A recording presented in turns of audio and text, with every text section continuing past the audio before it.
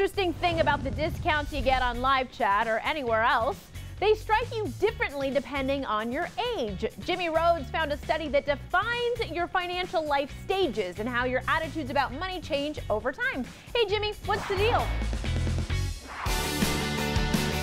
Money might not mean the same thing to you now as it did 10 years ago. Marcy Keckler ran down Ameriprise Financial's Ages, Stages of Money study. We talked to people in their 30s up through their 70s to understand, what does financial success mean to them? Chrome spinner rims. It's not about stuff. You haven't seen my Fiesta. It's really about having a feeling of security, a feeling of confidence, and knowing that they can provide for their family. But while that hope for security is universal, the meaning of money does change over time. We found there really are 3 distinct stages. Here are the stages they found with advice for every stop along the way. First, there are the asset accumulators, comprised mostly of people in their 30s and 40s. People are really focused on how they can begin to build assets, but balance it with their need to pay their living expenses and also to pay down debt if they have it. Attack the anxiety of this life stage by having an explicit plan. Write down your goals and have a defined financial plan. Once you write them down, you really cement your commitment, and that boosts people's financial confidence. The next financial life stage, asset maximizers, usually folks in their 40s and 50s. Those are people who are really focused on saving toward future goals. The future goal that stands out? Retirement is typically at the top of the list for people. So